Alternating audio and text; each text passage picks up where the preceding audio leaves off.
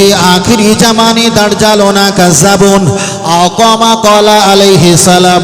আল্লাহ নবী হাদিস শরীফে বললেন, ও আমার সাহাবীরা জেনে রেখে দাও, শেষ সময় আখিরি জামানা, সেই জামানার দিকে লক্ষ্য করে বললেন, ইয়াকুনু ফি আখিরি জামানি দাজ্জালুনা কাযাবুন, এমন একটা সময় তোমাদের কাছে হাজির হয়ে যাবে কিছু দাজ্জাল আর কিছু কাযাব তোমাদের মাঝে হাজির হয়ে যাবে। দাজ্জাল মানে হিংস্রকারী আর কাযাব মানে মিথ্যাবাদী। ইয়াকুনাকুম বিল হাদিসি, তবে এমন এমন হাদিসের কথা তোমাদের কাছে শোনাবে, বিমা লাম তাসমাউ, যা এর আগে কখনো তোমরা হাদিসটা শোনোনি। ও আনতুম আলা আবাউকুম, এমনকি তোমাদের মুরব্বীরা যারা কবরে চলে গেছে তারাও কখনো এরকম হাদিস শুনে কবরে যায়নি। আল্লাহ নবী পরে বললেন, আনা বারিউম মিনহুম হুম বারিউন মিন্নি আও কামা ক্বালা আলাইহিস সালাম। তবে হাসরের ময়দানে ওরা আমার কাছে আসতে পারবে না, এক কথা ওরা আমার কেউ হবে না, আমি রাসূল ওদের কাছে যাব না, আমি ওদের কেউ হব না।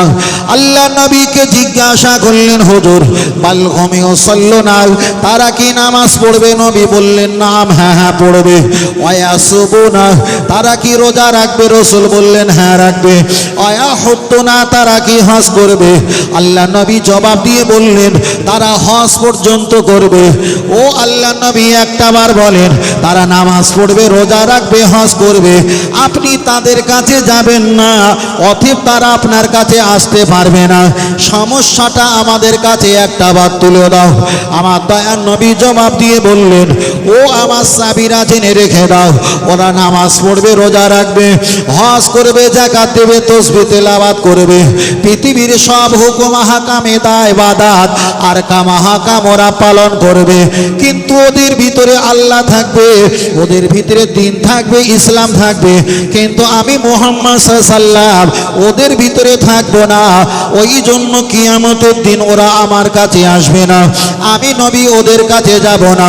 আমি ছোট করে আপনার কাছে বোঝাতে চেয়েছি, লক্ষ্য করে দেখা যায় নবী আমার হাদিস শরীফে বললেন, উহুদ, বদর, সিফতে, তাবুক, কারবালা, হুদায়বিয়া যুদ্ধে, খন্দকের যুদ্ধে 100 সাহাবা রক্তাক্ত শহীদ হলে যে জান্নাত পাবে, যে জান্নাত পাবে, মান তামাসসাকা বি সুন্নতি ইনদা ফাসাদি উম্মতি ফালাকুম আজরু মিয়াতা শাহিদ।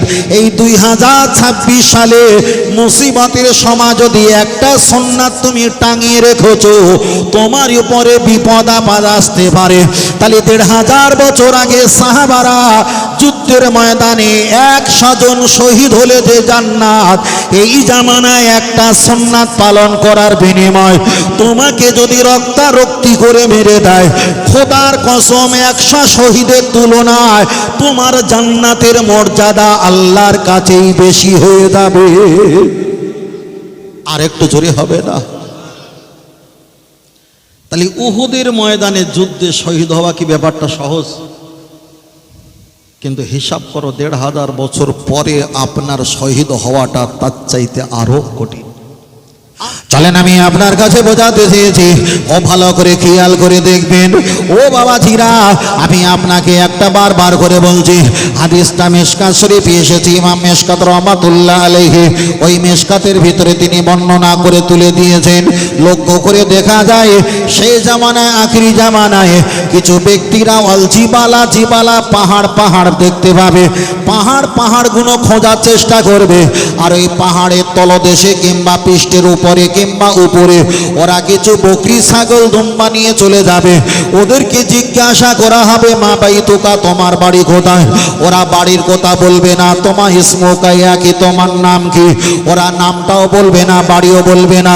ওই সব ব্যক্তিকে জিজ্ঞাসা করা হবে, তোমরা কেন ছাগল, বকরি, দুম্বা নিয়ে এই পাহাড়ের উপরে তোমরা ঘোরাঘুরি করো আর বসবাস করো? তোমাদের তো অট্টালিকা, সম্পদ, হীরা জহরত, কাঞ্চন, মণিমুক্তা, টাকা লক্ষ টাকা সম্পদ ছেড়ে দিয়ে তোমরা কেন এখানে বসবাস করো? জবাব দাও। ওরা জবাব দিয়ে বলবে, আমাদের ধন সম্পত্তি, টাকা পয়সা, অর্থ সামানপত্র প্রয়োজন নেই। আমরা একমাত্র এখানে এসেছি আমরা বেঁচে থাকার জন্য নয়, কিছু পাওয়ার জন্য নয়, একমাত্র ঈমানটা রেখে, ঈমানটা বাঁচিয়ে কবরে যাবার জন্য। দুনিয়ার সম্পদ ছেড়ে দিয়ে আমরা পাহাড়ের উপরে এসেছি, আমাদের সম্পদের প্রয়োজন নাই, ঈমানটা নিয়ে কবরে যাব, এটাই আমাদের বড় সম্পদ। ওই হাদিসের ব্যাখ্যা এসেছে, ওরা পাহাড়ে যাবে, চলে যাবে, ওরা ঈমানটা নিয়ে কবরে যাওয়ার জন্য সম্পদ ছেড়ে দিয়ে ওরা যখন পাহাড়ে জীবিকা নির্বাহ করবে, আর কিছু যুবক ছেলেরা হাতে বড় বড় অস্ত্র নিয়ে ঘুরতে ঘুরতে ওদেরকে একা পেয়ে কচু কাটা করে হত্যা করে ওদেরকে শহীদ করে দেওয়া হবে। তাফসীর কারকেরা ব্যাখ্যা করে বলেছেন, এর ব্যাখ্যা হলো, তাহলে যিনি মারা যাচ্ছে তাকে যদি জিজ্ঞাসা করা হয় তোমার কি এরা শত্রু, উনি বলবে না। তোমার কি খারাপ কাজ ছিল? বলবে আমার কোনো খারাপ কাজ ছিল না। তাহলে তোমাকে কেন মারলো? ওই মৃত ব্যক্তি বলবে আমি বলতে পারি না কেন আমাকে মেরেছে। যারাই ওদেরকে মারবে ওই সব ব্যক্তিকে যদি জিজ্ঞাসা করা হয় তুমি কেন নিরহ ব্যক্তিকে মারলে, ওরাই বলবে মেরে দিয়েছি, আমি বুঝতে পারিনি। তাহলে আমি আপনার কাছে বোঝাতে চেয়েছি, ১৫০০ বছর আগে নবী ভবিষ্যৎবাণী করেছে, যারা মার খাবে তারা জানে না কিসের জন্য মার খাচ্ছি, যারা মারবে তারাও জানে না কিসের জন্য মারছি। ১৫০০ বছর আগে কার হাদিস বর্তমান সময় চালু হয়েছে না হয়নি? হয়েছে তো। মার খাচ্ছে, কেন মারছ? কোনো খবর নেই। যে মারছে, মারছিস কেন? তুই কে হোস? কে হোস? আমি কেউ মারছিস কেন? না, মেরে দিয়েছি। এরও খবর নেই, তারও খবর নেই। কি বাকি আছে নাকি? আর বাকি নেই। আমার কথা বুঝতে পারছেন বড় ভাই? আলহামদুলিল্লাহ। চলেন ছোট ছোট করে বলি। ও আমার বাপিরা, চলে না গিয়ে যায় বাজায়, লক্ষ্য করে দেখা যায়। চলেন আমি মারার কথা একটা প্রসঙ্গে আপনার কাছে বললাম, চলেন আপনার কাছে আর একটা বলি যত সম্ভব। কিতাবটার নাম হলো আতাবুল মাসাজিদ। হাদিসটা আবু হুরায়রা থেকে বর্ণিত পাওয়া যায়। আল্লাহ নবী এক সময় বলেছেন, আবার অন্য হাদিসে থাকতে পারে, আল্লাহ নবী এক সময় বললেন, ও আমার সাহাবীরা জেনে রেখে দাও, মানা আতা আমিরি আও কামা ক্বালা আলাইহিস সালাম, আমি তোমাদের একজন আমির বানাবো, লিডার বানাবো। 40 জনা যুদ্ধের ময়দানে যেতে হবে, আমি মুহাম্মদ সাল্লাল্লাহু আলাইহি ওয়াসাল্লাম যাব না। 40 জনার ভিতরে একজনকে আমি মান আতা আমিরি, আমি আমির বানাবো, লিডার বানাবো। আমার কথা হবে তানারি কথা, উনি তোমাদের যেটা বলবে ওটা আমার বলা হবে। উনি যুদ্ধ করতে বললে যুদ্ধ করবে, যুদ্ধ বন্ধ করতে বললে তুমি যুদ্ধ বন্ধ করবে। সাহাবারা মিলিত হয়ে 40 জন যুদ্ধের ময়দানে নেমে যাচ্ছিল। পরে আবার নবী ডেকে বললেন, ও আমার সাহাবীরা জেনে রেখে দাও, যুদ্ধের ময়দানে যাবে ভালো কথা, কিন্তু ওরা যখন হেরে যাবে ওদের একটা বদ অভ্যাস আছে, ওদের মহিলাগুলো কাপড়, রুমাল, জামা, সায়া, ব্লাউজ সব কটা খুলে দিয়ে উলঙ্গ হয়ে হীরা জহরত কাঞ্চন মণি মুক্তা, হাতে পায়ে অলংকার আছে, ওদের পুরুষের সামনে ধেই ধেই করে নাচবে, ওদেরকে উত্তেজিত বানিয়ে আবার যুদ্ধের ময়দানে পাঠাবে। খবরদার তোমরা ওদের খপ্পরে পড়বে না। তবে একটা কথা খেয়াল রেখে দাও, ওরা যদি যুদ্ধের ময়দানে হেরে যায়, যদি পালায়ন করে, ওরা ছুটে পালাতে পালাতে এত বড় বড় ছঞ্চাগাজা, স্বর্ণ, হীরা জহরত, বিভিন্ন ধাতু ওদের কানে, হাতে, ওদের পায়ে ঝুলছে। ছুটতে গিয়ে যদি একে অপরে লাগালাগি হয়ে যদি ঘাসড় খেয়ে যদি ঝামটা লেগে ছিঁড়ে পড়ে যায়, যে পাবে সে নেবে, কেউ কাউকে ভাগ দিতে পারবে না। দয়ার নবী এতটাই বললেন। যুদ্ধের ময়দানে 40 জন সাহাবীরা যুদ্ধের ময়দানে চলে গেল। যুদ্ধ চলতে চলতে সব জেতার পক্ষে, জয়ী হবার পক্ষে নবী যাকে লিডার আর মাতব্বার আমির বানিয়েছিল, তিনি বলল, নবী সাহাবারা যুদ্ধটা বন্ধ করো, আমরা নতুন করে আবার গুটি সাজিয়ে যুদ্ধ করব।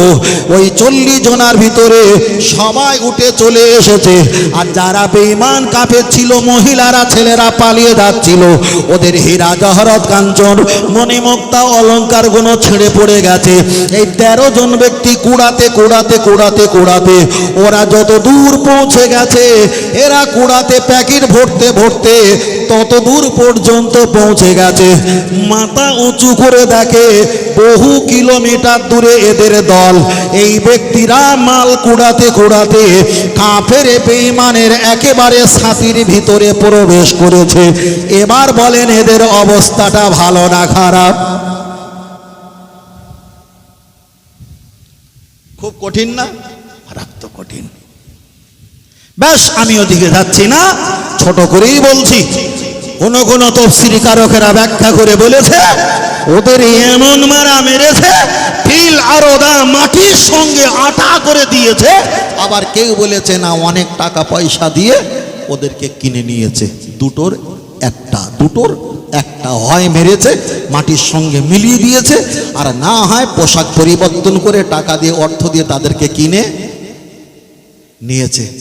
তাহলে আমরা যদি কোনো মুসলিম সেনাপতি যদি হিসাবে আমরা ময়দানে নামাই, হয় তাদের কাছে টাকায় রফা হয়েছে, আর না হয় সত্য প্রতিবাদ করতে গিয়ে মাটির সঙ্গে মিশেছে। কেউ টাকায় বিক্রি হয়েছে আর কেউ মিশে গেছে। দুটোর একটা। আমি ফের বলছি, ইমাম হুসাইন রাদিয়াল্লাহু তাআলা আনহু, ইমাম হুসাইন রাদিয়াল্লাহু তাআলা আনহু তানারাও চেয়েছিলেন নেতা করি, কিন্তু মাঝপথে গিয়ে তাদেরকে ক্ষতি আর ধূলিসাৎ করে দেওয়া হয়েছিল। সেই ধূলিসাৎ ক্ষতি হওয়ার কারণে বিভিন্ন মতানৈক্য আর বিভিন্ন সমস্যা আমাদের মাঝে লুকিয়ে আছে। যদি একজন যদি ইমাম হয়, তার পিছনে যদি আমরা দাঁড়াই, তাহলে আমাদের রুকু, সেজদা, তাহারিমা, নিয়াত, দোয়া, সালাম ফিরানো, ওটা বসা, তাসদিদ, তামাদ্দুন সব কোটা মিলিত এক হবে না আলাদা হবে? এক হবে। আর আমরা যদি বিচ্যুত হয়ে যাই, আমরা যদি পৃথক হয়ে যাই, আলাদা হয়ে যাই, তাহলে আমি যখন রুকু করব আর একজন সেজদা যাবে, আর একজন তো দোয়া করছে, আর সালাম ফিরে বসে বসে তামাক খয়নি ডলছে। কথা বুঝতে পেরেছেন সমস্যাটা? আমি জানি না, আল্লাহ আমাদেরকে আরো বোঝার তৌফিক দান করেন। বলুন আল্লাহুম্মা। আর একটু সকলে বলি আল্লাহুম্মা আমিন। আল্লাহু আকবার। আল্লাহ আল্লাহ। চলেন আমি আপনার কাছে বলছিলাম, আমি তিনটি বিষয় আপনার কাছে ছোট ছোট করে বলেছি। চলেন আপনার কাছে এক নম্বরে বলেছি এই জামানায় সুন্নাত পালন করার ফজিলত। পরে বলেছি যিনি মারবে, যিনি মার খাবে কেউ বুঝতে পারবে না কেন মারছে কেন মরছে। তৃতীয় নাম্বার বলেছি দুনিয়ার নেতা মাতব্বর হয়তো এরা টাকার সঙ্গে রফা হয়ে যাবে, না হয় এরা মারকে মাটির সঙ্গে মিশে যাবে। আমি এই পর্যন্ত রাখলাম। চলেন আমার প্রথমের কথাটা আর একবার ঘুরিয়ে নিয়ে আসি। আল্লাহ নবী বললেন ওদের ভিতরে সব থাকবে, কিন্তু ওদের ভিতরে ঈমান থাকবে না, ঈমান থাকবে না। চলেন একটাবার আগিয়ে যাওয়া যাক। লক্ষ্য করে দেখা যায় আমরা বারবার ওয়াজ করি, আর একটা কথা আমরা বারবার করে বলে থাকি, নবী আমার নামাজের জন্য মার খেয়েছে, আল্লাহ নবী হজের জন্য মার খেয়েছে, যাকাতের জন্য মার খেয়েছে, ইসলাম প্রচারের জন্য মার খেয়েছে। কথাটা অবশ্যই সত্য, কিন্তু এক একটা করে হিসাব করি আর আপনারা নাম্বার দেওয়া শুরু করেন। আল্লাহ নবী যখন নামাজে সেজদা চলে যেতেন, কিছু পচা দুর্গম পচা নারী ভুঁড়ি আমার রসুলের পিঠের মোবারকের উপরে চাপিয়ে দিয়েছে। এই কথাটা সত্য, কিন্তু 100-র ভিতরে 95% নামাজে মার খেয়েছে আর রসুল মার খায়নি। কিন্তু রসুল যাকাতের জন্য মার খায়নি। আল্লাহ নবী যাদেরকে যাকাত দিতে বলেছে তারাই তো সাহাবা, তারাই তো খলিফা, তারাই তো দেখা যায় নবী পাকের অন্তরঙ্গ, তারাই তো নবীকে কষ্ট দিতে পারে না। আল্লাহ নবী যাদেরকে হজ করতে বলেছেন তারা তো নবীকে মারতে পারে না, তারা তো হলো নবীর সঙ্গের ছায়াতল, তারাই তো হলো নবী পাকের সাহাবে। আর নবী যাদেরকে ঈদের নামাজ 5 ওয়াক্ত নামাজ কিংবা কুরবানি দিতে বলেছে, নবীকে তো তারা কখনো অপমান করতে পারে না। তাহলে আমি এখানে প্রমাণ করলাম 95% নবী মার খায়নি, 5% নামাজের জন্য মার খেয়েছে, যাকাতের জন্য মার খায়নি, রোজার জন্য মার খায়নি। নবী আমার যাদেরকে হজ করতে বলেছে আমার রসুলকে ঘুরিয়ে তারা মারেনি, তারা তো সাহাবা। তাহলে হজের জন্য মার খায়নি, রোজার জন্য মার খায়নি, কোরবানির জন্য মার খায়নি। রসুল মার খেয়েছে আর দেশ ছেড়েছে, এলাকা জন্মভূমি ছেড়েছে একটা কথা বলার জন্য, যেই বলেছে আনা আনা আমি আমি মুহাম্মাদুর রাসূলুল্লাহ, আমি গোলাম আল্লাহর নবী মুহাম্মদ সাল্লাল্লাহু আলাইহি ওয়াসাল্লাম। এই কথাটা যখন নবী বলেছেন তখন নবীকে মক্কা ত্যাগ করতে হয়েছে, জন্মভূমি ভিটামাটি ত্যাগ করে মদিনা শরীফে আগমন হতে হয়েছে। তাহলে এখানে প্রমাণ হয়ে গেল নামাজের ওয়াজ করলে বেশি সমস্যা হয় না, রোজার ওয়াজ করলে সমস্যা নেই, যাকাতের ওয়াজ করলে সমস্যা নেই, দেখা যায় কুরবানির ওয়াজ করলে সমস্যা নেই, ফিতরা দান খয়রাতের ওয়াজ করলে সমস্যা নেই। সমস্যা তো তখন ছিল না, এখনো নেই। ওই জামানায় নবীকে নিয়ে সমস্যা ছিল, এ জামানায়ও নবীকে নিয়ে সমস্যা আছে না নাই?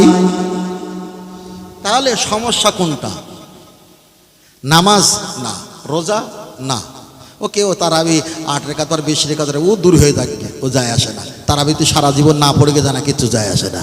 তাহলে নামাজ রোজা না, হজ যাকাত না, হলো কোনটা? আল্লাহ না, আল্লাহ নিয়ে সমস্যা না, আল্লাহ তো একজন মানে সবাই। সমস্যা কোনটা? মুহাম্মদ সাল্লাল্লাহু আলাইহি ওয়াসাল্লাম, এইটা নিয়ে সবচাইতে বেশি সমস্যা। এবার একটা কথা বলি, মুহাম্মদ সাল্লাল্লাহু আলাইহি ওয়াসাল্লাম এইটা নিয়ে সমস্যা প্রথম হয়েছিল কাদের? বেঈমানদের। আবু জাহেল আল্লাহকে মানে, একদম কাবার গেলাবে হাত দিয়ে বলছে আল্লাহ এই শীতকালে আর গরমকালে এই যে ব্যবসা যায় সিরিয়া একটু লাভ লোকসান হয়ে যাচ্ছে, ঠিক করে দেখো যাতে লস না হয়। ফেরাউনও আল্লাহকে বলেছিল আল্লাহ আনা রব্বুকুমুল আলা, আমি একটু বড় খোদা হচ্ছি, কিছু মনে করো না, কিন্তু তোমারে আমি আল্লাহ বলে মানি। তাহলে বেঈমান কাফের ইবলিস কোনো আল্লাহকে মানে না? মানে না, আল্লাহকে নিয়ে কোনো সমস্যা নেই। তারপরে ইবলিস শয়তান, তিনিও আল্লাহর নামে কোটি কোটি কোটি বছর ধরে সেজদা করেছে, রুকু করেছে, তাসবিহ তেলাওয়াত করেছে। তার কাছে কি আল্লাহ নিয়ে কোনো সমস্যা আছে? কোনো সমস্যা নেই। কিন্তু তার কাছে যখন একটা নবীর নাম যখন স্টাম্প দেওয়া হয়েছে তখন সমস্যাটা শুরু হয়েছে। তাহলে সমস্যা শুরু ভালো আর খারাপ চেনার কৌশল কোনটে? নামাজ দিয়ে নয়, রোজা দিয়ে নয়, হজ দিয়ে নয়, যাকাত দিয়ে নয়, আল্লাহকে দিয়ে নয়, নবীকে সামনে হাজির করিয়ে দাও, ভালো আর খারাপ সমস্যা ধরা দেবে। বিষয়টা আমি হয়তো ভালো করে বোঝাতে পারছি, এটা আমার দুর্বলতা, একটু বুঝে নেন, সমস্যাটা ওই জায়গায় ধরা যাবে। এবার ছাপোস আমি একজন আপনাদের মসজিদের আজান হয়েছে, আমি বাইকে বসে আছি, আশহাদু আন্না মুহাম্মদ রাসূলুল্লাহ আজান দিচ্ছে, আমি একটু মোহাম্মদের চুম্বন খেয়ে চোখে বুলিয়েছি। এখন আমি যে হাদিসটা বললাম, হয়তো বলল হুজুর এই হাদিসটা হচ্ছে মানসুব, এটা হচ্ছে জয়ীফ, এটা রহিত, এটা একেবারে মানে রহিত হয়ে গেছে, এটা চলবে না, হাদিসটা একটু ভুল আছে, আমি মেনে নিলাম। তাহলে এতক্ষণ আজানে হচ্ছিল সব ঠিক আছে, মেয়েদের আব্বাজি এখন হুজুর কি করলো, ছোট সোনা মানিক মেয়েটাকে কোলে জুড়ে ধরে দু গালে চুম্বন খেয়ে বলছে কোথায় গিয়েছিলাম মা, কোথায় গিয়েছিলাম মা। আচ্ছা হুজুর যে নিজের মেয়ের 2 গালে চুমু খেয়েছে, এটা কোনো হাদিসে আছে? এটা কোনো হাদিসে আছে? তাহলে ছোট বাচ্চার 2 চাবালিতে চুম্বন খেয়েছে, যে হুজুর চুম্বন খেয়েছে সে হুজুর একটা হাদিস দেখাতে পারবে যে ছোট বাচ্চার গালে চুমু খাওয়া জায়েজ? আমি হারাম বলিনি, জায়েজ।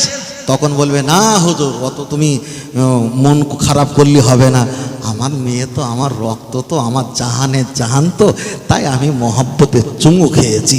তুমি যদি মহব্বতে চুমু খাও, খোদ রসুল বলেছে তোমার মেয়ে অলে দিঘি অলা দিঘি, তোমার ছেলে তোমার মেয়ে তোমার বাপ মায়ের সময় সম্পত্তি জাহানের অপেক্ষায় ভালোবাসতে হবে কাকে? সেই নামে যখন চুমু খেয়েছিলাম তখন ফতোয়া খোঁজা হচ্ছিল কেন? আমার কথা বুঝতে পারছেন ভাই? হচ্ছিল কেন? আমি একদম বাংলা ভাষায় বলছি, কোনো মানে দল্লা দলিল কিছুই না, বাংলা ভাষায় বলছি একদম পরিষ্কার। তাহলে তখন খোদা হচ্ছিল না হুজুর ওটা করতে গেলে দলিল লাগবে না, দলিল লাগবে না। আল্লাহ একবার আল্লাহ, আল্লাহ একবার আল্লাহ। আমি ফের বলছি দলিল অবশ্যই লাগবে, তবে এতটুকু খেয়াল রাখবেন, ফরজ নামাজের চাইতে না মাঝে মাঝে নফল নামাজে বেশি সওয়াব পাওয়া যায়। আপনাদের কি বিশ্বাস হচ্ছে না আব্বা? আচ্ছা, ফরজ নামাজে বেশি সওয়াব না নফল নামাজে বেশি সওয়াব?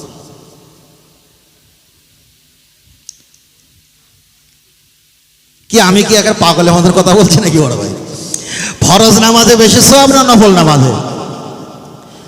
এখন ফরজ নামাজ কেউ যদি পড়ে জামাতের সঙ্গে, সওয়াব হলো কত? 27 গুণ। কত হলো? 27 গুণ, তাই তো? আচ্ছা, ওটা 52 গুণ ধরো, 52 গুণ। আচ্ছা, 60 গুণ ধরো। তাহলে ওর যে দাম কত? জামাতে নামাজ পড়েছো, ফরজ নামাজ পড়েছো, দাম কত? 27 গুণ দাম। আচ্ছা, নফল নামাজ পড়লে কত গুণ দাম? কোনো স্টাম্প RS কোনো নাম দেওয়া আছে? দেওয়া আছে? দেওয়া নেই। তাহলে এই নামাজে তো একদম স্টাম্প মারা দেওয়া আছে যে এত গুণ সওয়াব হবে, কিন্তু নফল নামাজে কোনো স্টাম্প মারা নেই। এখন যার এম্পিয়ার মানে যার RS নেই, ও দাম কখনো কমতে পারে কখনো বাড়তে পারে, কাস্টমার হিসাবে, তাই না? ব্যবহার করা হিসাবে। এবার চলেন ছোট করে বলছি, আপনাদের এলাকার ভাইয়েরা কি কাজ কর্ম করে সবচেয়ে বেশি, জীবিকা নির্ভর করে? আমার তো জানা নেই। অনেকে চাষবাস করে, অনেকে সোনা এটা ওটা বিভিন্ন দেশ বিদেশে ব্যবসা বাণিজ্য, বেকারি এটা ওটা অনেকে কাজ করে, ভালো কথা। এখন বৃষ্টি হয়েছিল, আমি নালা দেখেই বুঝতে পেরেছি বৃষ্টি হয়েছিল। বলেন দিনি ভাই, রাজমিস্ত্রি যদি 8 ঘন্টা কাজ করা হয় দেয় কত? 500 টাকা। 500 টাকা। আচ্ছা, 500 টাকা 8 ঘন্টা ডিউটি, এটা কার হলো? এটা হচ্ছে মালিকের হুকুম যে আমার বাড়ি কাজ করতে গেলে 7-8 ঘন্টা কাজ করতে হবে, খাওয়া দাওয়া আমার, সব কিছু আমার, 500 টাকা দেবো। আচ্ছা, রাজমিস্ত্রি কাজ করে 500 টাকা নিয়ে বাড়িতে আসছিল, আর আস্তে আস্তে ওই যে হাতুড়ি, তারপরে উষা টুষা দড়ি কি কোনে বলে না, সব গুছিয়ে নিয়ে আসছিলো। আর আপনার এলাকার একটা চাচিমা, বয়স্ক চাচিমা বলছে, খোকা তুমি কি মিস্ত্রি? হ্যাঁ চাচিমা মিস্ত্রি। খোকা, বিরাট বিরাট বৃষ্টি ঝড় হচ্ছে মাঝে মাঝে, তোমার তো ভাই বিদেশে থাকে, তোমার চাচাজি তো মারা গেছে, আমার একটা জানালা আছে, জানালাটা ঠিক করে দেবে। বেচারিটা 4:30-5টা কাজ ছেড়েছে, কিন্তু দেখলো, গিয়ে দেখছে আধা ঘন্টার কাজ। চাচিমার আবদার শুনে বয়স্ক মহিলা দেখে ওই কাজটা ছেলেটা 1 ঘন্টার কাজ আধা ঘন্টা 20 মিনিটে করে দিয়েছে। আপনি বলেন এটা মালিকের হুকুম না এটা ব্যক্তিগত? এটা ব্যক্তিগত। নফল নামাজটা আমি ব্যক্তিগত ধরলাম, আর ফরজ নামাজটা মালিকের হুকুম ধরলাম। তাহলে মালিকের হুকুম যখন আমরা পালন করি, তারপরে 2 রাকাত সুন্নাত নফল আসে না? আসে না? ঠিক মালিকের হুকুম যখন পালন করে আসছিল, তখন একটা আধা ঘন্টার একটা সুন্নাত মানে নফল পাওয়া গেছে। এখন ওই কাজটা করে যে চাষি খুশি হয়ে একদম লাল লোট, 2টো নোট ছিল, 200 টাকার নোট, 400 টাকা খোকা দিয়ে বলছে, আহা সোনা মধু, আল্লাহ ধরে ভালো করে দিয়েছে বেশি, আবার দোয়া করছে। বলেন দিনই 8 ঘন্টা ডিউটি করে 500 টাকা, আর নফল ব্যক্তিগত কাজ করে আধা ঘন্টা পেয়েছে 400 টাকা। এখন কোনটা সওয়াব বেশি? কোনটা সওয়াব? ফরজে না নফলে? নফলে। তাহলে ফরজে যে সওয়াবটা হবে এটা স্টাম্প মারা, কমতি নেই, জিয়াদা করতা নেই, যা দেবে তাই। কিন্তু নফল নামাজ, নফল দান, নফল রোজা, নফল হাজ, নফল দান সাদকা, নফল মহব্বত যতই করবে ততই আল্লাহওয়ালা নবীওয়ালা হবে। জোরে বলে সুবহানাল্লাহ। তুমি দলিল দেখে দেখে দেখে করো। এখন জোহরের 4 রাকাত সুন্নাত কোরআন শরীফে কোন জায়গায় আছে? এখন ইমাম সাহেবের কাছে শিখতে গেলে আপনার 3 মাস যাবে, আরবি এবার সহ পড়তে গেলে 8 বছর 9 বছর যাবে। তাহলে 8-9 বছর জোহরের নামাজের সুন্নাত খোঁজার জন্য গিয়েছো, এই 13-14 বছর কেটে গেল। কোরআন শরীফ পৃষ্ঠার উল্টাতে উল্টাতে আরও 8টা-10টা ওয়াক্ত নামাজ চলে যাবে, আসলে সুন্নাত খুঁজে পাওয়া যাবে কেন? তুমি প্রমাণ ছাড়া পাও না, প্রমাণ ছাড়া ইবাদত করো না। তাহলে সব প্রমাণ খুঁজতে গিয়ে আজরাইল জামাতে বলে, চল আর জোহরের সুন্নাত খোঁজে না, বাড়ি চল। কত বোঝাতে পেরেছি? ওই জন্য বলছি, কিছু কিছু জিনিস মোহব্বত মোহব্বত মোহব্বত থাকে। আমি আসবো, লোকেশান দিয়েছিল আমি আসবো, তবুও ছেলেরা 2 কিলোমিটার 2.5 কিলোমিটার দূরে গেছে, এটা হলো স্টার ব্যক্তিগত মোহব্বত। কথা ঠিক না বেটি? এটা হলো মোহব্বত। এখানে এসে যত খাওয়াবে জানা খুশি, কিন্তু ওখানে গেছে ওদেরকে দেখে আরও মনটা হয়ে গেছে, চল লোকেশান কেটে দাও, ছেলেরা এসছে, কোনো নিশ্চিন্তা, কোনো সমস্যা নেই। কিন্তু ছেলেদেরকে ডায়েরিতে লেখা ছিল আমরা আপনার জন্য আগিয়ে নিয়ে আসতে যাব, ডায়েরিতে লেখা ছিল তার ভিতরে এটা স্টার, এটা কি আপনার কি বলতে হবে না ব্যক্তিগত ব্যাপার? সব কিন্তু লেখা থেকে পালন করে ধর্ম কালো করলে বিশাল একটা হুজুর হবে সম্ভব নয়। চলেন এগিয়ে যাই। আমি বলতে বলতে অনেকটা বিষয় আপনার কাছে লজিক্যাল বলে ফেলেছি। চলেন আপনার কাছে আমি বলতে চেয়েছি, তাহলে পৃথিবীতে সব থাকবে মুহাম্মদ সাল্লাল্লাহু আলাইহি ওয়াসাল্লাম সম্পর্কে। আমরা যখন কথা বলি তখন ওরা অনেকটা আমাদের উপরে সমস্যা চাপিয়ে দেয়। আমি আপনার কাছে বেশি লম্বা করব না। একদিকে আমার চাচাজিরা বসে আছে, একদিকে বড় ভাই, একদিকে সমবয়স্ক ভাই, তারা বসে আছে। ভাষা আমি খারাপ বলবো না। এক সময় আপনাদের দেখা যায় হুগলি ভগবতীপুর লবাপুর সেকেন্দারপাড়া কেটলিবাড়ি কোলাছড়া কবরস্থান মোড় ঠিক আশেপাশে কারবালা জলামধু, ওখানে জলসা করছিলাম। আগের একটা বক্তা ওয়াজ করে চলে গেছে, তিনি বক্তব্য দিয়ে গেছে আল্লাহ বড় না নবী বড়। ছেলেরা জবাব দিয়ে বললেন আল্লাহু আকবার, আল্লাহ সবচেয়ে জিয়াদা হে, আল্লাহ মহান, আল্লাহ মহান, আল্লাহ বড়।